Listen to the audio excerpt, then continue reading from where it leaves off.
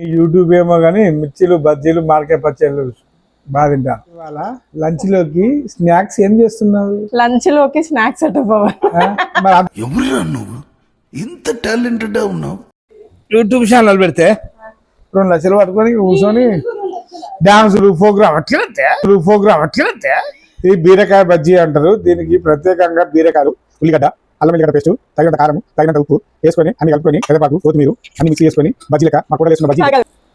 వేడి కాలు ప్రతిదానికి ఓవర్ ఎక్స్ప్రెషన్. హలో అందరికీ, welcome back to our YouTube channel పవనేహ.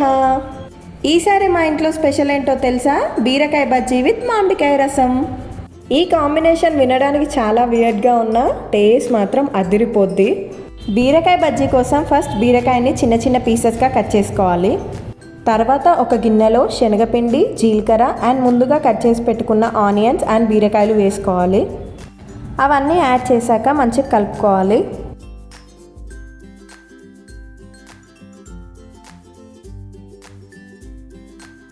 తర్వాత దాంట్లోనే కొద్దిగా అల్లం పేస్ట్, టేస్ట్కి తగ్గట్టు కారం అండ్ సాల్ట్ యాడ్ చేసుకోవాలి.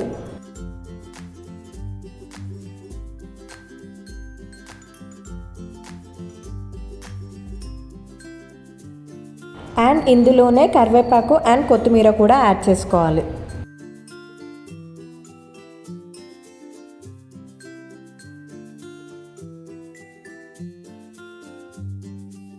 ఇవి కూడా వేసేసాక మొత్తం కలిసేటట్టు పిండిని మంచిగా కలుపుకోవాలి.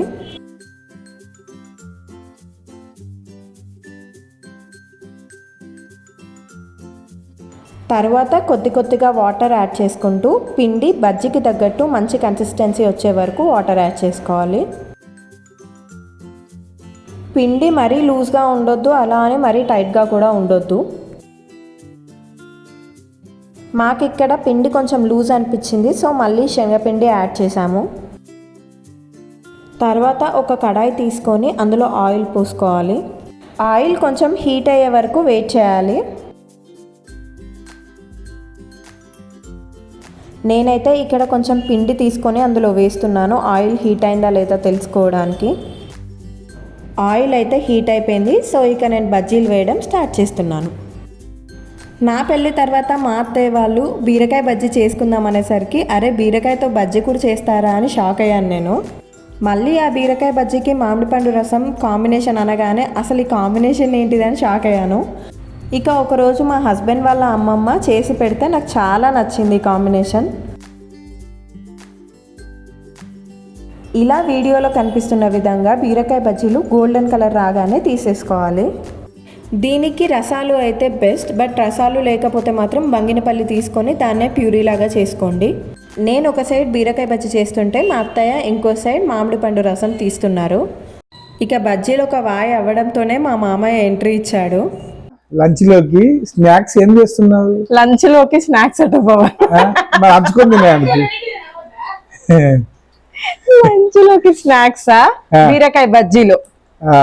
ఇంకేంది, మనది బచ్చల కూర పప్పు కాబట్టి ఇవాళ దానికి కాంబినేషన్ బీరకాయ బజ్జీ. దానికి మామిడికాయ జ్యూస్ కూడా బాగానే ఉంటుంది. మామిడికాయలు మామే మరి మామిడికాయలు తెచ్చాను, జ్యూస్ అత్తమ్మ చేస్తూనే ఉన్నది. అదే ఈ బీరకాయ బజ్జీ అంటారు. దీనికి ప్రత్యేకంగా బీరకాయలు, ఉల్లిగడ్డ, అల్లం వెల్లిగడ్డ పేస్టు, తగినంత కారము, తగినంత ఉప్పు వేసుకొని అన్ని కలుపుకొని కరివేపాకు, కొత్తిమీర అన్ని మిక్సీ చేసుకొని బజ్జీ లెక్క మా కూడలు వేస్తున్న బజ్జీ ఒకటి టేస్ట్ చేస్తా. అబ్బా ఆగండి మామయ్య, మామిడికాయ చూస్తాను తిందురు కానీ. అట్లుండే మన టేస్ట్ అనేది తెలవాలి. ఒకటి ఇచ్చేయి. వేడిగున్నది, వేడి కాలు. అబ్బా అదిరిపోయింది, సూపర్. అన్ని ఓకేనా? ఉప్పు కారం అన్ని ఓకే. అందరు యూట్యూబ్ ఏమో కానీ మిర్చీలు బజ్జీలు మార్కెట్ పచ్చళ్ళు బాగా తింటాను. మావయ్యకి లక్కి చేద్దానమాట. దీనివల్ల బజ్జీలు మిర్చీలు మంచిగా డైలీ ఒక స్పెషల్. బీరకాయ బజ్జీలు ఎప్పటి నుంచి తెలుసు?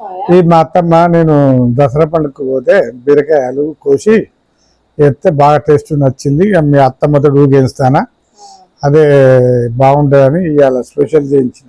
యాక్చువల్గా మా మామయ్యకి కొత్త ఇంట్రొడ్యూస్ చేయొద్దు ఎప్పుడే నాకు అంతే అత్తయ్య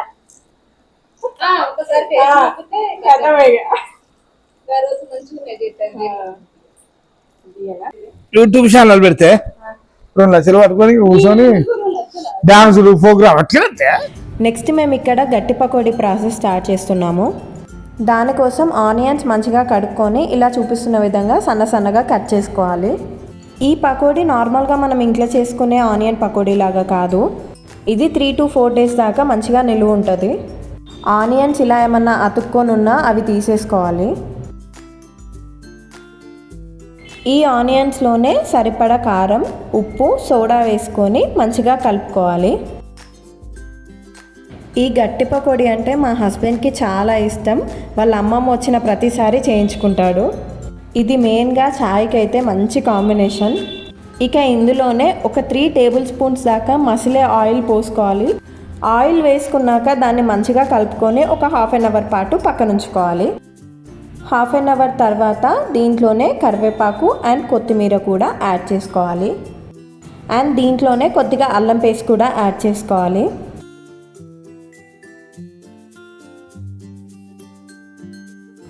అండ్ ఇందులోనే కొద్దిగా జీలకర్ర కూడా వేసి మంచిగా కలుపుకోవాలి.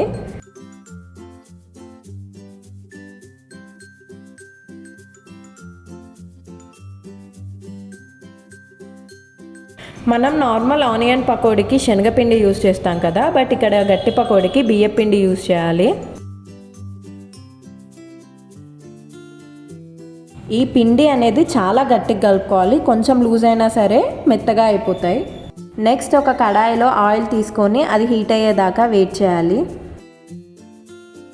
అది వేడయ్యాక మనం ఇలా చూపిస్తున్న విధంగా పకోడీలా వేసుకోవాలి.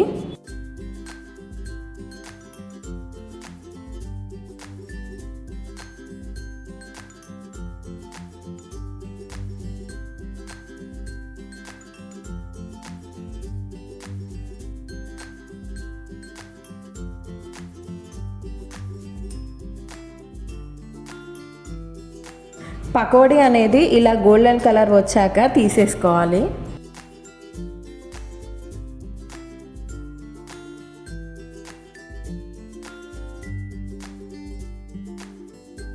చూడండి ఇలా క్రిస్పీగా రావాలి పకోడీ.